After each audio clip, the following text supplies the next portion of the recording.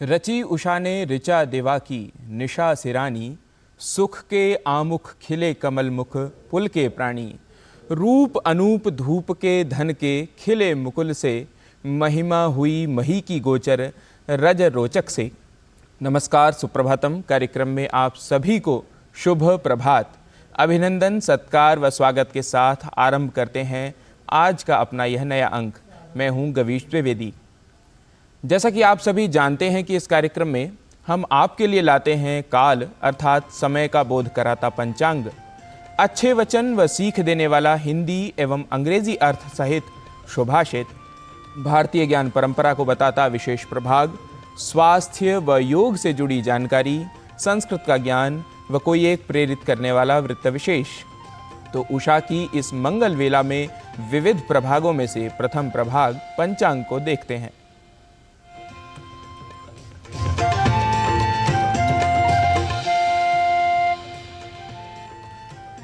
आइए देखते हैं आज का पंचांग।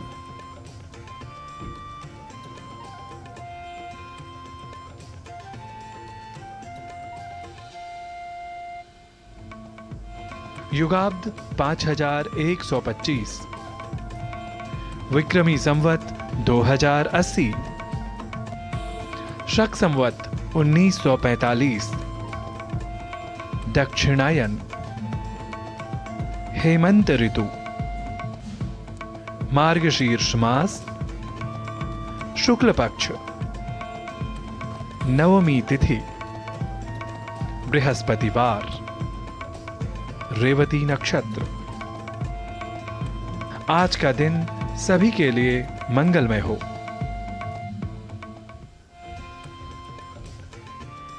पंचांग वैसे कहने को तो तिथि वार आदि का विवरण है, पर इसकी यदि वास्तविक पंचांग की समझ बनने लगे तो इतिहास, खगोल शास्त्र व ज्योतिष शास्त्र में रुचि रखने वालों के लिए यह अत्यंत लाभकारी है। वैसे लाभदायक तो जगत में उपस्थित हर कण कण है, बस योजक अर्थात सही समय पर जोड़ने या प्रयोग कराने वाले की दुर्लभता होती है। भारत भूमि ऋषियों महर्षियों की भूमि है, जहाँ जीवन के अनुभवों सामान्य जन तक पहुँचाने के लिए ज्ञाताओं ने सुभाषित के रूप में इन्हें संजोया है। तो संजोए हुए इस ज्ञान को देखते हैं आज के सुभाषित में। खिन्नं चापि सुभाषितेन रमते, स्वीयं मनः सर्वदा, श्रुत्वान्यस्य सुभाषितं खलु मनः, श्रोतुं पुनर्वाञ्छति। अज्ञान ज्ञानवतोऽप्यनेन हि, वशीकर्तुं समर्थो भवेत्। कर्तव्यो हि सुभाषितस्य मनुजैरावश्यकः संग्रहः।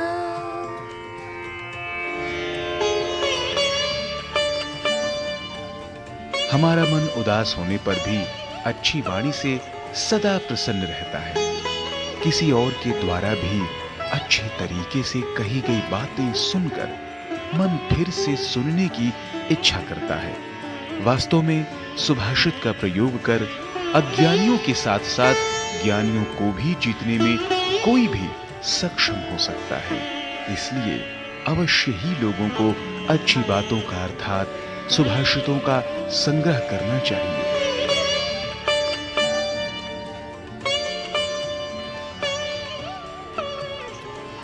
One's mind, even though dejected, is always pleased with a good saying. On hearing somebody else's pleasant sayings, indeed, the mind wishes to hear again. Indeed, one is capable of winning over the ignorant as well as the knowledgeable with it. People should certainly make a collection of good sayings. और अब सुभाषित के बाद क्रम है भारतीय ज्ञान परंपरा के अंतर्गत श्रीमद् भगवत गीता का। प्रस्थान त्रयी का यह ग्रंथ जीवन के हर क्षण, प्रकृति के हर कण व सभी जड़ चेतन को कुछ न कुछ अवश्य सिखाता है। आज इसी प्रमुख ग्रंथ श्रीमद् भगवत गीता के 17वें और 18वें अध्यायों को सार संक्षिप्त रूप में समझते हैं अपने सहयोगी नारायण दत्त मिश्र से व प्रयास करते हैं इससे कुछ सीखने का।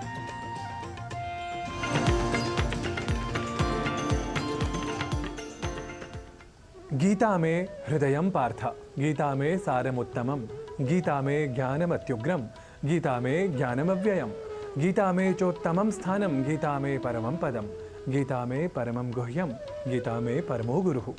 श्रीमद् भगवद गीता में श्री कृष्ण ने स्वयं गीता की प्रशंसा में कहा है कि यह गीता मेरा हृदय है, मेरा उत्तम सार है। यह गीता ही है जो मुझसे संबद्ध अति उत्कृष्ट ज्ञान है, जो अविनाशी स्वभाव से अन्वित है। समग्रता से कहूँ तो गीता मेरा श्रेष्ठ निवास स्थान है, परम रहस्य और परम गुरु भी है। जी हाँ, स्वयं श्री कृष्ण के मुख से स्वयं ही गाई गई गीता की प्रशंसा में ऐसे वचन संस्कृत वाङ्मय में हमें प्राप्त होते हैं जो यह बताने को पर्याप्त है कि इस ग्रंथ की महनीयता क्या है, विशेषता क्या है। हम जानते ही हैं कि श्रीमद् भगवद गीता की पृष्ठभूमि महाभारत का युद्ध है।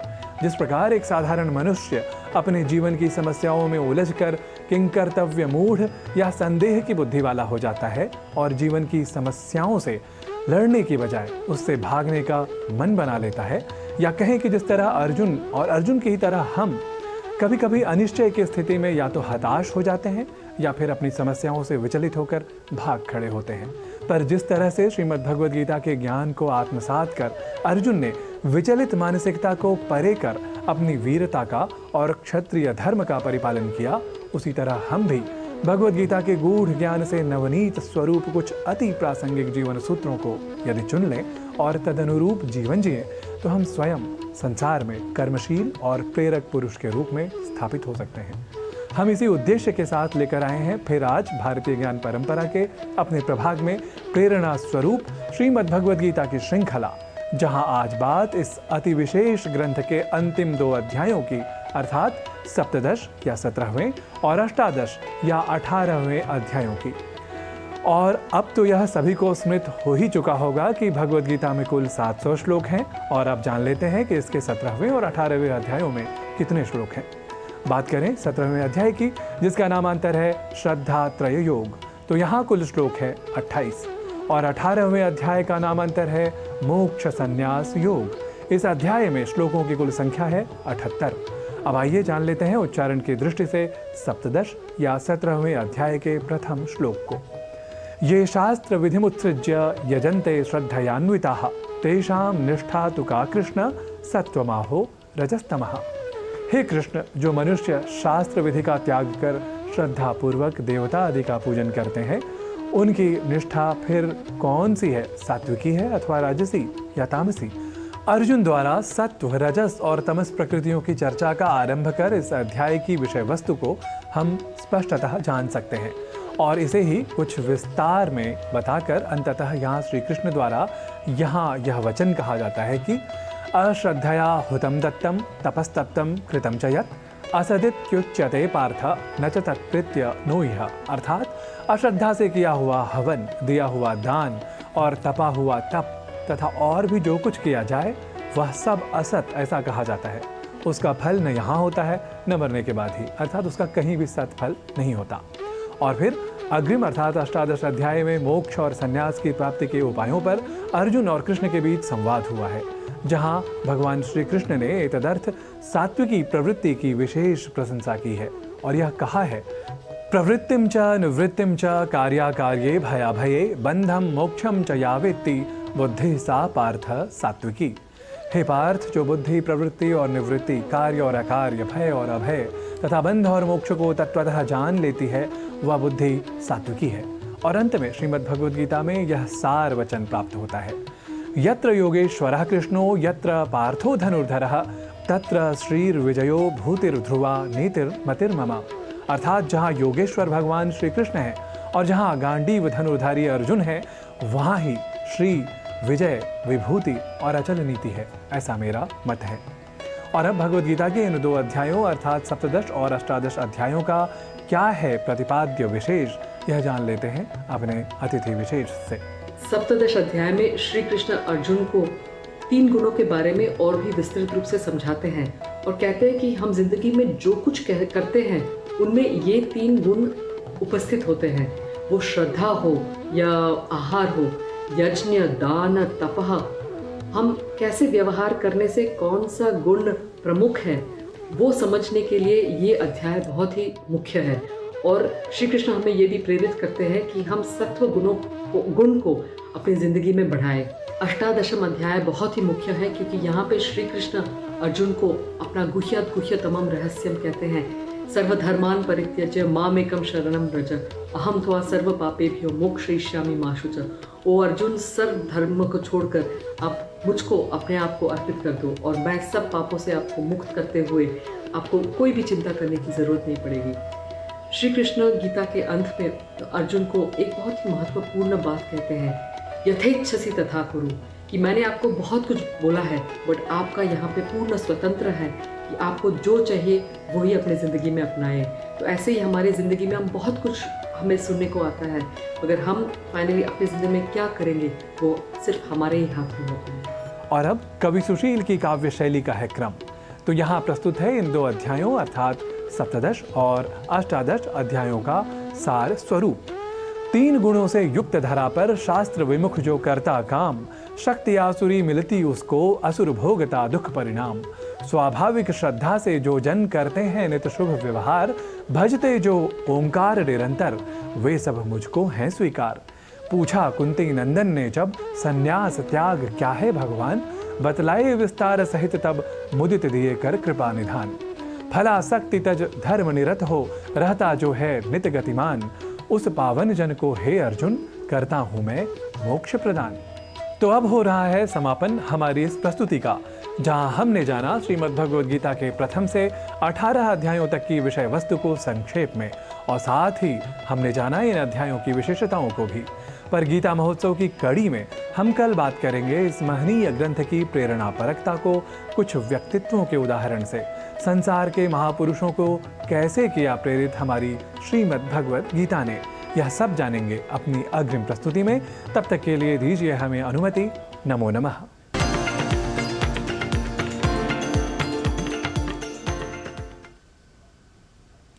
और भारतीय ज्ञान परंपरा के बाद अब बात कर लेते हैं स्वास्थ्य की।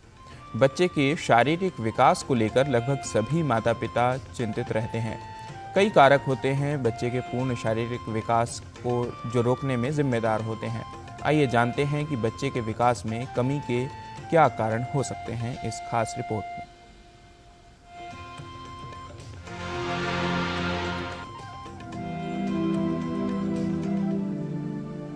लंबाई का न बढ़ना या कद कम रह जाना एक ऐसी समस्या है जिससे काफी बच्चे प्रभावित होते हैं। माता पिता को अक्सर ये लगता है कि उनका बच्चा ठीक से नहीं बढ़ रहा या उसकी लंबाई कम है, लेकिन हाइट यानी कद का न बढ़ना कब एक समस्या हो सकती है, ये समझना आवश्यक है। कई कारक बच्चों के पूर्ण शारीरिक विकास व लंबाई के लिए जिम्मेदार होते हैं। बच्चों की लंबाई इस बात पर निर्भर करती है कि उनके माता पिता की लंबाई कैसे है, और 90% तक यह कारगर रहता है कि अगर माता पिता लंबे हैं तो बच्चों की लंबाई भी उसी हिसाब से होगी। अगर माता पिता छोटे हैं तो बच्चों की लंबाई भी उसी हिसाब से कम हो सकती है। हमें जो करना है यह जानना जरूरी है कि बच्चे को अगर कोई भी बीमारी बीच में होती है तो उसकी वजह से लंबाई बढ़ना रुक सकता है, या बच्चे को पोषण में कोई कमी होती है, न्यूट्रिशन में कमी होती है, अगर वो प्रोटीन पूरा नहीं ले रहे या विटामिन पूरा नहीं ले रहे या आयरन की कमी है तो बच्चे की लंबाई बढ़ना रुक सकती है, बच्चे की लंबाई कम बढ़ेगी और बच्चा आगे चल के छोटा हो सकता है। और दूसरा जो कारण है बच्चों का कि कोई भी बीमारी अगर होगी, किसी भी तरह की बीमारी होगी, हार्ट, लीवर, किडनी या इन्फेक्शन या एनीमिया, खून की कमी, कोई भी बीमारी होगी तो उससे हाइट बढ़ना रुक सकता है। तो अगर कोई भी ऐसा लक्षण हमें दिखे, तुरंत चिकित्सक से सलाह लेके हमें जांच करवा के बीमारी का पता करना जरूरी है। बच्चे जैसे जैसे बड़े होते हैं उन्हें अच्छे पोषण और भरपूर व्यायाम की आवश्यकता होती है ताकि उनके शरीर को बढ़ने के लिए आवश्यक हार्मोन बनाने में मदद मिल सके। यदि बच्चे का विकास ठीक से नहीं हो रहा तो ऐसा किसी बीमारी या किसी अन्य कारण से भी हो सकता है। बच्चे के विकास में कमी के कारण को पहचानना आवश्यक है। ऐसी स्थिति में सही समय पर लंबाई न बढ़ने की पहचान होनी चाहिए और उसको सही इलाज मिलना चाहिए। पेरेंट्स से ये रिक्वेस्ट है कि उसकी साल में एक बार लंबाई जरूर नाप लें, और बिल्कुल सिंपल है, बच्चे को दीवार के साथ खड़ा करें, इस पोजीशन में खड़ा करें कि एकदम सीधा हो, उसकी एडी दीवार को टच कर रही हो, उसके हिप्स दीवार को टच कर रहे हो और सिर का पीछे का हिस्सा जो है वो दीवार को टच कर रहा हो और एकदम सीधा वो देखे, और हल्का सा कोई भी एक कार्डबोर्ड उसके सिर पे लगा के और उसको हम सेंटीमीटर में जमीन से नाप सकते हैं और वहां पे एक निशान लगा दें, और हर साल उसके जन्मदिन पर हम उसकी लंबाई नापते रहे और देखें कि लंबाई बढ़ रही या नहीं बढ़ रही। एक नॉर्मल बच्चे में यदि लंबाई 5 सेंटीमीटर बढ़ जाती है एक साल में, तो हम कहते हैं कि बहुत चिंता की जरूरत नहीं है, और अगर 5 सेंटीमीटर से कम बढ़ रही है तो उस स्थिति में हमें एक बार चिकित्सक को दिखा लेना चाहिए, ताकि वो उस लंबाई को ग्रोथ चार्ट पे डाल के यह देख सके कि बच्चे की लंबाई नॉर्मल बढ़ रही है या नहीं बढ़ रही है। और साथ में ये जानना जरूरी है कि अगर बच्चा नॉर्मल लंबाई बढ़ रही है बच्चे की, तो किसी भी स्थिति में हम कोई भी हार्मोन, कोई भी विटामिन, कोई भी दवाई, कोई भी एनर्जी ड्रिंक या किसी भी तरीके से बच्चे की लंबाई एक्स्ट्रा नहीं बढ़ा सकते हैं। ऐसा करना प्रकृति के खिलाफ होगा और बच्चे को इसके सीरियस साइड इफेक्ट हो सकते हैं। कई बच्चों में कद न बढ़ने के कारण की पहचान समय पर नहीं हो पाती। उम्र बढ़ने के बाद लंबाई बढ़ाने के तमाम उपाय विफल हो जाते हैं। यदि आपको लगता है कि आपके बच्चे का विकास ठीक से नहीं हो रहा या उसकी लंबाई उसकी उम्र के अन्य बच्चों की तुलना में कम है, तो विशेषज्ञ को जल्द दिखाएं, जानें कि सही विकास न होने का कारण क्या है और उस कारण को कैसे ठीक किया जा सकता है। किरण भारद्वाज, डीडी न्यूज।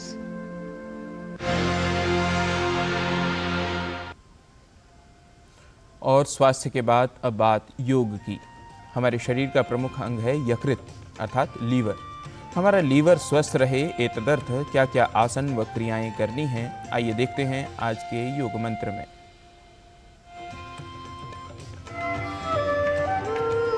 नमस्ते, मैं हूँ शशि सारडा। आइए आज हम एक ब्यूटीफुल स्ट्रेच सीखते हैं जो हमारे लिवर के लिए बहुत अच्छा है। जिनको फैटी लिवर है या स्लगिश लिवर है, ये ब्रीदिंग और ये स्ट्रेच करने से उनके लिवर या फैटी लिवर में बहुत फ़र्क लगेगा। समझते हैं कैसे करना है। बहुत सिंपल है। अपने लेफ्ट हैंड को राइट घुटने पे रखना है, राइट हाथ को पीछे रखना है।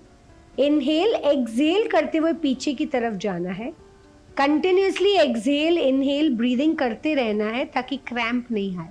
एक बार पूरी तरह से पीछे चले गए तो अच्छे से डीप इनहेल और डीप एक्सहेल करना है। 3 बार अच्छे से सांस लेना है और सांस छोड़ना है, और लास्ट में एक्सहेल करते हुए वापस आ जाना है। सेम प्रक्रिया हम दूसरी तरफ भी रिपीट करेंगे। राइट हैंड को लेफ्ट घुटने पर, लेफ्ट हैंड पीछे, पूरी तरह से ट्विस्ट और डीप ब्रीदिंग। ऐसे हमें 2 से 3 राउंड करने हैं। 2 से 3 राउंड विथ ब्रीदिंग करने से हमारे लिवर को बहुत अच्छा ब्लड सर्कुलेशन मिलता है, ऑक्सीजनेशन मिलता है, जिसके कारण स्लगिश लिवर और फैटी लिवर में फ़ायदा होता है। अब सुनते हैं हंसा माँ के कुछ प्रैक्टिकल टिप्स इसी टॉपिक के ऊपर। नमस्कार। पानी प्यार से दिन भर पीते रहिए, उससे टॉक्सिसिटी हटेगी। और ज़रूरी है कि टेंशन हर चीज़ को बिगाड़ता है। जीवन को टेंशन के बिना भी जिया जा सकता है, तो ध्यान रखें और थोड़ा रिलैक्सेशन भी करें, जैसे कि शवासन वगैरह। बस ध्यान देना है। नमस्कार।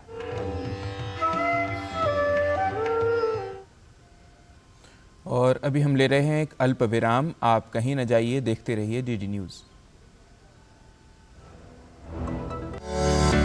NPS is a mode of creating post-retirement corpus having 2 basic characters in it with its hand: disciplined saving and vigilant investment.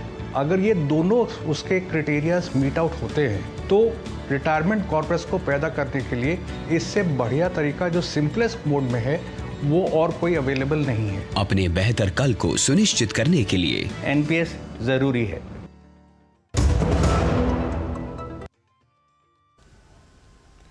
अल्प विराम के बाद अब अविलंब चलते हैं संस्कृत पाठशाला में और जानते हैं उच्चारण संबंधी कुछ और दोषों को उदाहरणों के माध्यम से।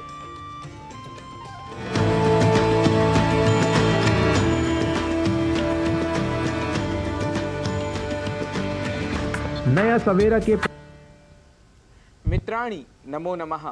भवतां सर्वेषां स्वागतम एतस्यां संस्कृत पाठशालायाम। अपने पिछले अंक में हम उच्चारण संबंधी दोषों के बारे में बात कर रहे थे, जहां हमने संघटन, मिष्टान्न, पठति, उक्ति आदि शब्दों के सही उच्चारण की चर्चा की थी। शुद्धता व अशुद्धता के इसी क्रम को आगे बढ़ाते हुए अब हम चर्चा करते हैं वर्णों के व्यत्यास की, अर्थात स्थान परिवर्तन संबंधी दोषों की, जहां ब, व, य, ज, श, स इनमें मिथ्या सादृश्य की कल्पना के कारण हम सही वर्ण के उच्चारण करने में चूक जाते हैं। आइए उदाहरण के माध्यम से समझते हैं। जैसे शब्द होता है यजमान, लेकिन य के स्थान पर ज लगा करके जजमान कह देते हैं। ऐसे ही योग, जिसे हम जोग कह बैठते हैं। ऐसे ही शब्द है वैशाख, जिसे बैसाख कहते हैं। व और ब में जो भेद है उसे हमें समझना चाहिए। इसी क्रम में उदाहरण है विज्ञान, जिसके स्थान पर हम कई बार विज्ञान कह जाते हैं। ऐसे ही शुद्ध, शुद्ध को हम शुद्ध कह देते हैं।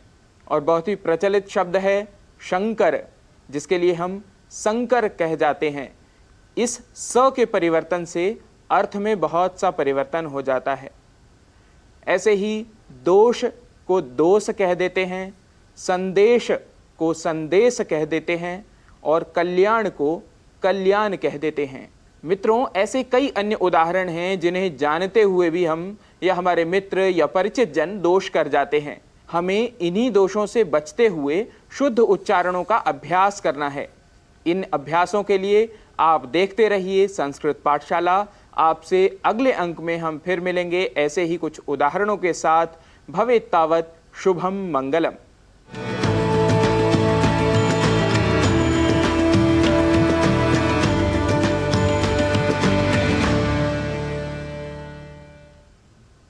और संस्कृत पाठशाला के बाद अब समय है एक प्रेरक वृत्त का। वृत्त है केरल से। केरल के रहने वाले विनय कुमार बालकृष्णन प्लास्टिक और कागज़ की बजाय चोकर का उपयोग करके प्लेट और अन्य बर्तन बना रहे हैं। मॉरिशस में एक बीमा फर्म में अपने सीईओ पद को छोड़कर वह प्लास्टिक के हरित विकल्प बनाने के काम में जुट गए और स्टार्टअप की शुरुआत की।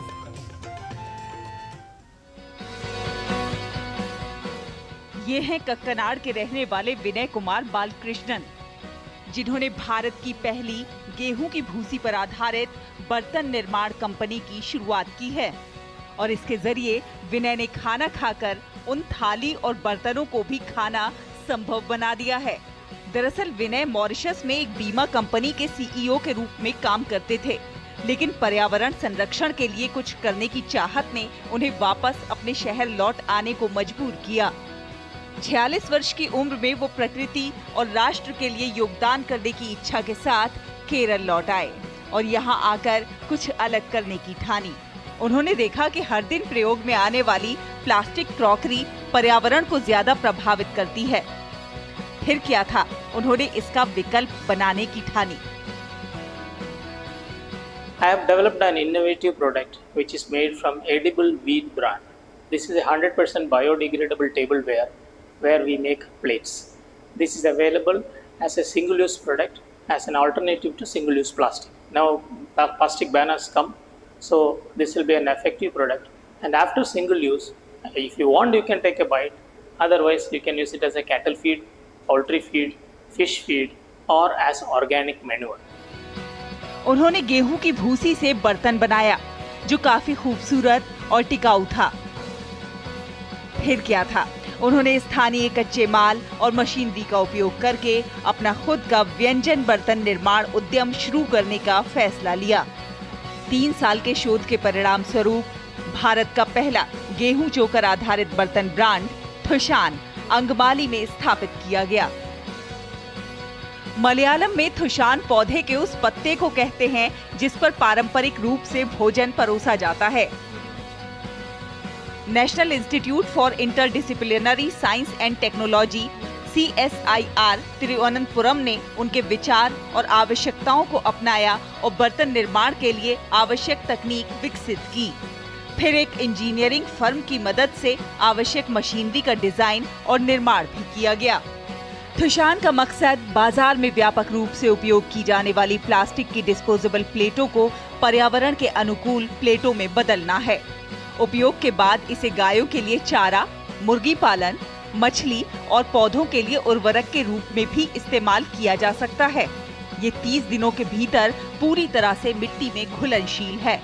ये कंटेनर डिस्पोजेबल और आसानी से बायोडिग्रेडेबल हैं। सिर्फ इतना ही नहीं, ये प्लेट्स -10 डिग्री से 140 डिग्री तक तापमान का सामना कर सकती हैं और माइक्रोवेव हीटिंग के लिए भी इसका प्रयोग किया जा सकता है। पर्यावरण के अनुकूल विकल्प के रूप में प्रस्तुत इस अभिनव अवधारणा ने कई राष्ट्रीय और अंतर्राष्ट्रीय पुरस्कार भी जीते हैं। एकल उपयोग वाली प्लास्टिक प्लेटों पर प्रतिबंध, जिसे राष्ट्र ने आजादी के अमृत महोत्सव के हिस्से के रूप में लागू किया है, इसका उद्देश्य गैर बायोडिग्रेडेबल उत्पादों के लिए हरित विकल्प खोजना भी था। विनय कुमार बालकृष्णन की भूषण इस दिशा में काफी उम्मीद जगाती है।